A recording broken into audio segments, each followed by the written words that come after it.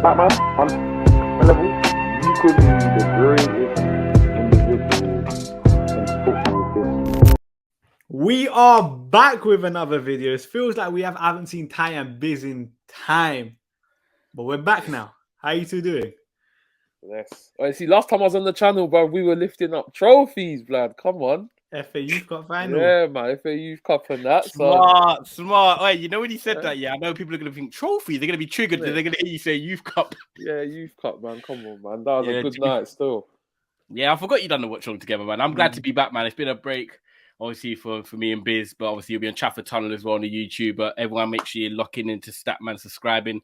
It's going to be a good year, man. Do you know what? The first time we started streaming was obviously the Ollie out, Ollie in debate. Now we've got Rangnick gone. Now we've got a new manager. I'm hoping that next year we can actually bring some good vibes to the shows, man. Listen. The shamelessness is going to begin next year. Anyhow, United are half decent. Watch. I swear to God, I've had enough of every single person on YouTube laughing at us. No lie. Like, you know when you just watch YouTube, everyone's just laughing at United. Everyone's just laughing at Saeed on the Big Six and stuff. And I'm just like, you just have to note some stuff down, you know. I didn't watch the top six. I hadn't. The first episode I watched of the top six was actually the episode when Arsenal started to fumble the bag, because I couldn't put myself through it watching someone as a Man United fan just getting ripped week in, week out. I was just like, nah, I'm not doing it, man. But yeah, next season, let's just hope things go back to normal. Soon come. But today we're going to be doing our 5 right backs that we think Manchester United should sign this summer. We're going to keep it realistic in terms of age, profile, and in terms of price, innit?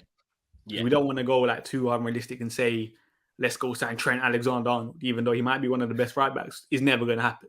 Yeah, facts.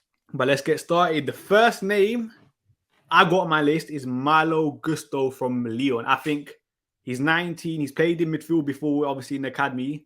Now he's kind of established at right back over the last 2 to 3 years. In my eyes, he's probably my favourite young right back to watch in world football, and someone that I think United should be keeping an eye on.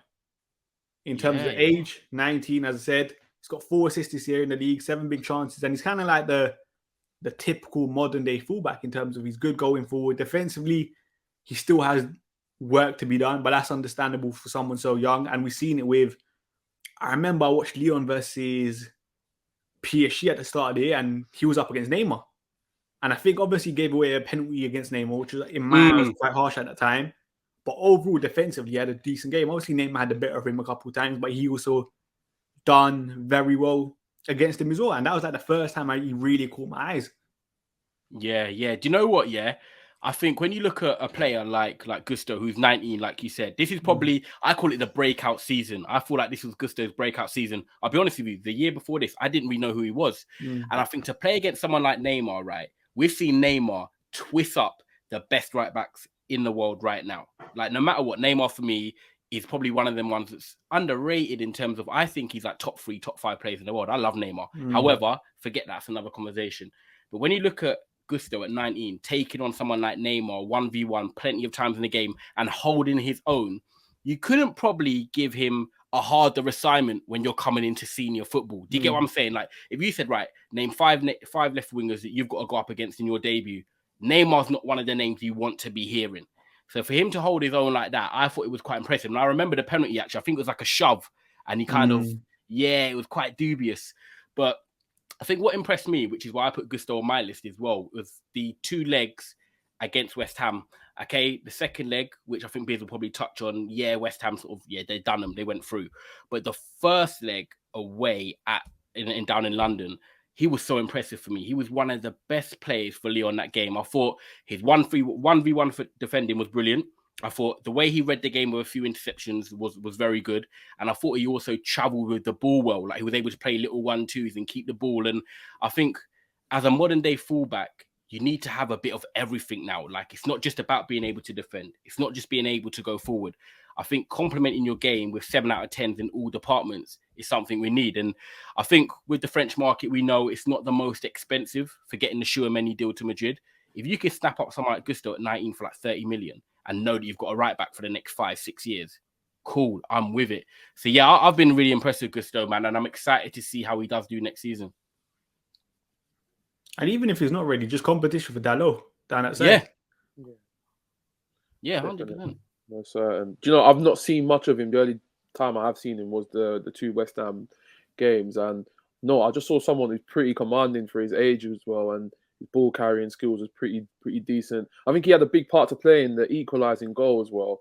I know obviously West Ham went down to 10 with the Cresswell situation, but I thought he had a good performance that day. You know, like for a 19-year-old inside the Europa League in a big game like that, didn't really get put out of place really. So I haven't seen a lot of him for me to be saying should we be getting him, yes or no.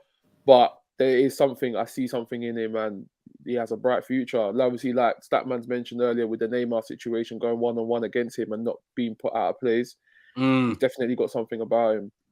Do you know what it is as well? Yeah, just touching on what you said about commanding. I remember a few times, you know, when the ball goes towards, like, say he's the right back, and then the ball's going towards his like corner flag, and then they've got to usher it out. You know, when they got someone pressuring you from behind, he's very strong in terms of like he was ushering the ball out well. He weren't getting pinched from behind and stuff like that. Like he was physically quite strong, like Biz said there. And I think like I like players that I don't have to worry when like their backs to goal. I like that when a defender's like running the other way, and I'm like, oh, I'm not going to be nervous. Like I don't know what he's going to do. Like Maguire, if he's running the wrong way, I'm like, oh, like is he going to pass back to the game? It's going to be, you know what I mean? Like he gave me that confidence. So yeah, I think that's a good name, man. And just quickly, yeah, just on Gusto before we move on, yeah, you know what's the like? If you look at his underlying numbers, yeah, in terms of pressures and stuff, he's literally one of the best in it in terms of fullbacks in Europe. And obviously, we know Ten Hag's pressing system. That's going to help, innit? Because let's be honest, United are not the best pressing side in the world. Having someone like him would help. But the next name on my list, or a Thai suggestion actually, is Sergiño Dest from Barcelona. What do you think about him, Thai? You know what it is with him, right? Because I know people might be like, oh my God, in regards to like Dest, like he's gone to Barcelona, it's not worked out and stuff like that. But at the end of the day, right, Ten Hag knows him. He's come up through the academy. And I just feel like with Sergiño Dest, he's still got age in his side, right? And he's an international player for USA. Now, I'm not going to be like, oh my God, he's going to light it up and he's going to be the absolutely cure to Manchester United's problems at right back. But I feel like if we're looking at players that are realistic, he is realistic because I feel like Barcelona could sell him.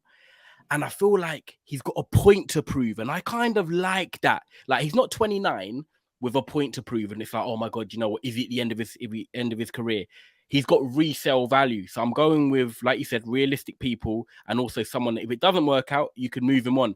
So with Sergiño Dest, I feel like instead of like Gusto, where I feel like, okay, he's come in breakout season, he's done really well, the world's kind of his. With Sergiño Dest, it's kind of like, right, he's a top right back wanted by clubs. He's gone to Barcelona. It's not quite worked out. So you've got a point to prove. You want to, you know, show yourself in the Premier League. And I feel like with the pace that he has, it suits the Premier League. Very up and down, very energetic. It's just whether, obviously, he can come in and do the defensive duties as well. But I just feel like it's a potential, you know, interesting one. I'm not too keen on him just yet. I feel like, obviously, he's still got a bit more. There's room for him to grow into as a fullback. But that's a good thing. The one thing I do like about him is that, obviously, he can play left back as well. So he's quite versatile.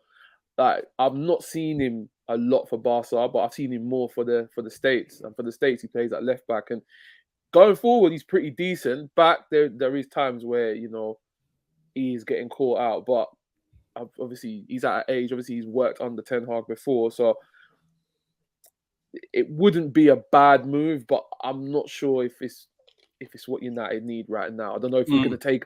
I don't know if we're in a position to be taking a risk on a fullback right now. Because, yeah, that's a great point. You know, like we're looking at this Ten Hag system, and it's looking like it's really like dominant where we're playing from out wide, and a lot of the attacks from when you're watching a Ten Hag team, they always start from out wide. So I'm not sure if he's that guy right now for me, but I think I need to see a bit more about him to be fair. But not yet.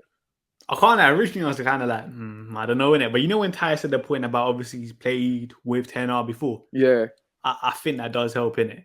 Because, like, say what you want about Sergiño Dest going forward, even like his underlying numbers prove it, innit? Like, in terms of dribbles, he's up there in terms of the world's best for fullbacks. Carrying the ball, he's up there. So there's something in him, yeah. It's about, has he really kicked on at Barcelona? The answer is probably no. Can he do it back at United? Oh, yeah, well, not back at United, back under Ten Hag? The answer could be yes. And we know Barcelona's that's the financial thing. situation. That's why I like what Busy's saying. Like, Baines with me in terms of he's got a point to prove. He's played under Ten Hag, so it could be a tick. But then are Manchester United in a position to take the risk? So it's kind of, I suppose that's a good debate. That's why we're looking at 5 right backs that we could possibly buy. I think that's a very interesting one, isn't it? The next name that we got on our list, I think this is going to be the divisive one and probably the most expensive person on the list, which is Tariq Lamptey. Ooh. I don't know how you lot feel about him, because obviously I'll let Biz go first. He hasn't gone first yet. Yeah, no, I really like Lamptey. The only thing is, though, the best performances I've seen of Lamptey have always come in a back 3-5 with him playing out with wing back. We'll see how much pace he's got going forward and getting back. I really like him. I am a bit worried about his injury record, though. Very similar to, obviously, Ethan Laird coming through. But I would definitely take a risk on him, man. I really like the kid, man. He's got Premier League experience, and I think he'd be able to just adapt to that style of what Ten Hag's going for. I think a lot more easier than what other signings, what other targets that we've been looking at the moment. what do you think about his injury record? It is a bit questionable, man, because obviously the 2 seasons he's been at Brighton, he has shown like mad like potential, and you can see that he's grown as well into a commanding right back, but it's just here and there, isn't it? Like, I think what was he out for this season for about a good 3 months, and last season he was out for almost about 6-7 months. So had a serious he just hamstring injury last year. Yeah, he just hasn't given the full 12 months yet. So that's the only risk for me, man. It's just the injury record right now. But for me, like, just going straight into the 11, I wouldn't be worried with him. Well, what price tag? Would you be worried about that? Do you know what? I think Brighton would look at something like 40 million for someone like Tariq Lamptey. Look at his age. How much did Brighton pay for him? Was it not like 2-3 mil from Chelsea? Yeah, cheap. Yeah, I reckon. Okay, minimum 30 million. I don't think you could see Tariq Lamptey moving for 20 million. But just because, okay, to 50. He obviously he's going to be a Ghana international, potentially going to the World Cup. I think if you looked at Tariq Lamptey, what you said, Biz, is bang on. Obviously, his injury record is a big, big worry for me. And I think with Manchester United, how you looked at Serginho Dest and you said that you don't know, obviously, with him coming in, it's a risk. I think Tariq Lamptey, in terms of the injury record, would be a massive risk. And the way I look at it is that we'll talk about probably left backs, but I look at the Malacia guy from Feyenoord. I actually put a tweet out and a lot of people agreed. I feel like Malacia's style is the same as Lamptey, but he's just a left back, the way they play the game, the way they run, the way they use the ball. So for me, I wouldn't want Tariq Lamptey just because I feel like I wouldn't want sort of 2 of the similar wing backs on either side. And I just think, you know, with him, he needs to have another season at Brighton where he can prove himself and show that he's fit, because, you know, availability is the best ability, no matter what ability you have. And I don't know if he can give us that. And I actually think, right, that with him, it's not just injuries he's having. He's had big injuries. And if you look at his age and the way he's built, he's not the type of like right back, right? There's different types of right back. So, you know, if you've got a Matty Loughton from Burnley, random one, right? He's not very quick, is he? He's quite a whip it in from deep. If he gets fouled, he falls on the floor, he gets back up. With Tariq Lamptey, because the way he runs with the ball, he drives, he doesn't just get fouled. He like slides along the floor. Like he goes flying. Like every tackle he has is like an impact tackle. They're not little fouls. They're always ones where you're like, oh, like, is he going to be all right? And I don't like having that sort of feeling where like every game I'm like, don't get injured. Don't get injured. He just gives me that sort of vibe. And for me, that's why I'll pass Lamptey. Ability-wise, I think he's very good. But, you know, best position is coming in the right wing for Brighton in the back 3 when he actually played as a right winger. And I think with the money they'll want, we could look elsewhere. Yeah, I'm kind of in the same boat. The ability is there with Lamptey in it. Like, no one can doubt how good he is at carrying the ball. Even for like his small stature, he puts himself about. Like, he's like one of those like tenacious fullbacks kind of thing, isn't it? And that's one thing I can never fault with Tariq Lamptey. But yeah, it's just a price, isn't it? But the ability is there, isn't it? Like, say if he plays 30 odd games next year, I wouldn't be surprised if a team plays 50, 60 million. We could have another conversation. Yeah. But then that's the risk with these signings, isn't it? You can either kind of pay the cheaper price now and just hope he improves like himself and the club, or do you risk it, see how it goes for another year, and then pay the big money, which you see a lot of people do. It should be interesting though. But the next name on my list is Jeremiah Frimpong from Bayer Leverkusen. I think that's someone that could be very, very interesting. Bayer Leverkusen is probably one of the most exciting sides in Europe this year. He's 21, Dutch. I think he's got 6 assists this year in the league, which is not too bad. And in terms of carrying the ball, there's probably not many better fullbacks than him in the world in terms of that young age kind of thing. And he's my internet cut out. Who are we talking about? Frimpong. Oh, okay. Yeah. In terms of carrying the ball, he's literally in the top percentiles in Europe for carries into the final third, progressive carries into the penalty area. And he's playing under progressive manager at Bayer Leverkusen. So I thought that could be an interesting shout.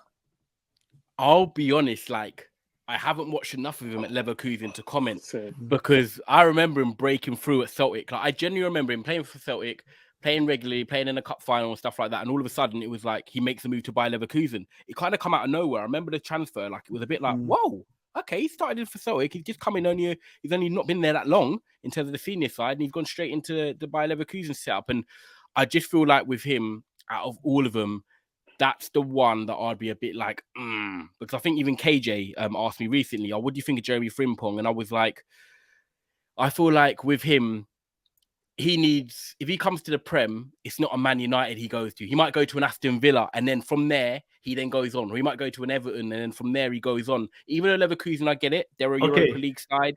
But do you not think United are going to potentially change the way they recruit players?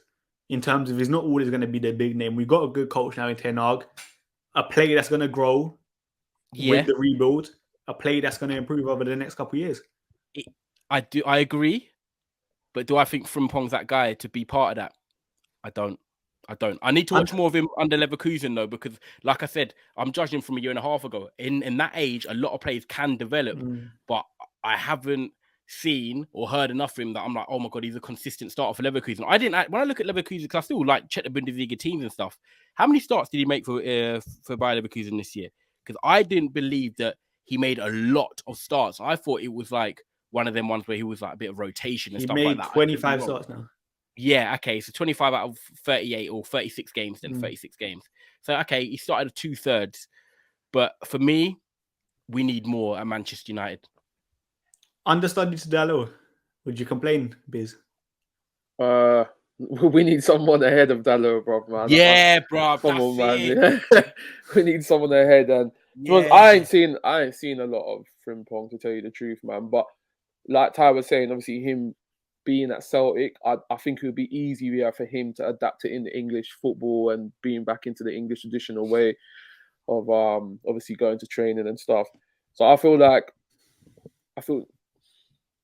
I just need to see more of him first, innit? I can't really like put my full judgment on the kid just yet. But I mean, if he's got the ability, then I don't see why Ten Hag wouldn't take the risk on him. But again, obviously, we need someone who's going to be in the team like week in, week out. We can't be affording to be buying players that just haven't got the fitness. Do you know what you said there is bang on? Like, we need someone better than Dalot. I don't want to be buying players to be an understudy. For me, Dalot should be the understudy. Yeah. For real. I don't know about that, you know. What, Baze? What, quickly, yeah? What, you believe in Dalot that much? It's not that I believe in Dalot that much. We've seen reports that Ten Hag does, innit? Yeah. And the thing, I've said this here, with Dalot, there's a player there to work with. Like, his fundamentals as a footballer are not too bad, innit? Yeah. And in my eyes, like, even under Ralph, he was probably, like, don't get me wrong, the season was absolutely shocking, innit? But there was periods of the season where he did look all right in terms of carrying the ball. Yeah. Ball progression to that side, he was massive, innit? So I'm like, there's certain attributes I like with Dalot. Aerially, I think defensively he's good in that aspect, which is why I'm like, we'll see what happens, kind of thing, innit? Next year. I feel like when I'm looking at Manchester United, where I want to be with Ten Hag in 3-4 years, I don't think he's the right back that's going to be taking us to winning big trophies and stuff like that. However, obviously, I agree that in terms of our squad right now, he deserves a place in the squad because he is better than what we have in other positions. So I don't think it's that like Ten Hag really likes him. What I think it is that we've got more areas that we need to fix first before looking at getting rid of someone like Dalot, because he is worthy of being in the squad. That's how I see it. I think if we had a lot of other positions sorted out, we might be saying, do you know what, let's sell Dalot or Wan-Bissaka and get a proper another right back in. But I just feel like because we know we need a DM, we need a striker, we need a winger, Dalot's safe for now. But yeah, let's see what happens. I hope he can improve under Ten Hag. I expect most players to improve under Ten Hag. Like, they can't physically get any worse, can they? And if they do, I give up, man, as a fan. The next player on my list here is Riddle Baku. I probably pronounced that name wrong, from Wolfsburg, isn't it? He's a German. Started the season more as a wing back, ended the season more as a fullback kind of thing when they moved to a back four, innit? Which obviously shows he's played right wing as well. He's played, and do you know what I like about him, Baines? Yeah, is that people might not know in terms of the German youth team, because I don't watch loads of the German youth team, but he actually has come up like properly through the ranks. You know, like them players that play under 18, under 19, under 20, under 21. He's actually done that. And I feel like for me, if we were to sign a right back where you look at Jeremy Frimpong, for example, from Leverkusen, and you said to me, Riddle Baku, I'm taking Baku all day, because I just feel like playing for a national side like Germany, yeah, as much as people might not look at it, yes, I know he's playing at Wolfsburg, who had an all right season last year, but I think they dipped this year. But in terms of mentality, the elite training, knowing what it's like to beat your country, he's played at every youth system. Germany, yes, they might have been flopping in the last few years in terms of international competitions, but they still carry the big name, the mentality to always win. So coming up through them academies in the national side is a great plus. And I think when I've watched him, I know we looked at Tariq Lamptey. He kind of gives me similar vibes in terms of I was quite small. that. Yeah, he's quite small. He's nippy. He doesn't really get injured, I don't believe. And I feel like he's only going to get better. He's got a nice cross on him as well. I like that, like left foot, right foot. He can actually use both feet. I've watched him a few times. He can use both feet. And I feel like when you've got that international experience, when you can use both feet, when you've been at a team like Wolfsburg, who have been in the Champions League before, you're coming up with the right things around you in all different ways. You know what I mean? That's experience there. Left foot, right foot, playing right back, not really getting injured. Like, that's the sort of package you're looking for when you want a right back. So for me, like, it's a random name that you've thrown in, which I like, but it's kind of one of them ones that I'll be like, do you know what? I see where Ten Hag's going with this. So you know what it is, yeah? I'm open. Like, all to say this, like, obviously I watch a lot of Bayern Munich, and both times when they play Bayern Munich this season, it's kind of been like, you know what? Fair play. Like, you're holding your own kind of thing, which is very, very difficult to do. Like, even the last game of the season, they played Wolfsburg, innit? And I think that game was on Sky Sports Mix. I think it was in it, so I watched that game. And defensively, I think he made 9 tackles that game on 15 duels, and going forward, I think he completed 3 out of 4 dribbles, which is obviously very, very good. Playing at right back, not as wing back. Yeah, and also playing against the Bayern Munich team that we know, yes, they're not the firepower Bayern Munich they were a few years ago, but they've still got good players in their attack. Do you know what I mean? But the thing that surprised me the most is that I didn't realize it was 24 already. That's the only thing that caught me off guard. But that's not old. That's not old. It just means that maybe in terms of a player we're getting or looking at, he'll be coming into his prime. And like Biz said, you want players that are going to be ready, not like you're waiting for this or you're risking this. Like he at 24 years of age and having that experience, he might be the one is quite ready. So I think that's a player to keep an eye on, even if he doesn't come to United. That's my take. What are you, Biz? Do you know what? I have no idea who he is, bro. Respect honesty. Yeah, I don't know who he is, bro, man. So I can't really explain my views on him. But yeah, man, if it's like from what like I've been hearing what you're saying, bro, like it's definitely someone that we should be looking at. So he's probably the most ahead in his development, because I think his first How old is he? 24. 24. I think his first season in the Bundesliga was that 17-18 season, I feel that. So he's been around in terms of games for a very, very long time and seasons, isn't it? And he played even this year, like what in the Bundesliga? There's how many teams in there in the league? 18, so 34 league games. He played 34. Yeah, I think it started. And the year before that, he played 32. Doesn't get injured. Obviously, as a right back, we're going to sign. What age group would you say is the best? I think 20 like this, a 24-year-old, you know, like someone 25. That. So you're saying someone ahead of Dalot in terms of age? Yeah. Do you know what I mean? Just because Dalot's still very, very young, isn't it, as well? He's 23, 22, 23. Yeah, he's 23 now, I think. So, we're going to need someone a bit more mature.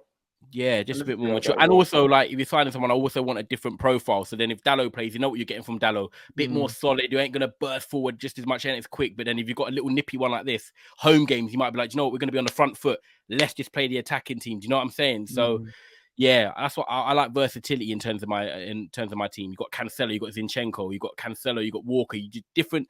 You know what you're getting from them. Different. Yeah. Like you can change up a bit, which I hear that. Yeah, man. But yeah, I think they're interesting 5 right backs, you know. But anyway, listen, big up everyone for watching. Those are 5 right backs that we think United should sign and keep an eye on over maybe in the next couple of years if we don't sign a right back this summer. Yeah. Which with the departure of Wan-Bissaka probably gonna happen this year. We need to sign someone. Just quickly, I know we're gonna wrap up. Obviously, we didn't mention Jed Spence. Yes, he's linked to Spurs and stuff, but before he even potentially goes there or whatever, would you, man, take Jed Spence? I was thinking about that, you know. Like I think I sent you my list and I had him and then Yeah. There's one of the ones I'm like, I don't like because everyone's talking about it. It's like it's a bit basic. It's too bait, isn't it? Yeah, but just wondering, would you, man, take him? He's good, you know. He's very good and he seems confident. But you know what it is? The Championship into the Premiership is such a massive jump. Like no one really thinks it. I don't know about him in the final third though. That's my only real concern just now. Like obviously, I need to see more of him in the Premier League if he does go Tottenham, which I think he will, and he probably is a starter for Tottenham, innit? Ahead of Emerson and Doherty was playing very well before his injury. Yeah, he was. He's going to have a good chance of starting, innit? So it'll be interesting to see how he does in the Prem. But I'm interested to see him in a back 4, but we'll see, man. Yeah, make sure you guys subscribe to Trafford Tunnel. The link is in the title, and we will be back very soon.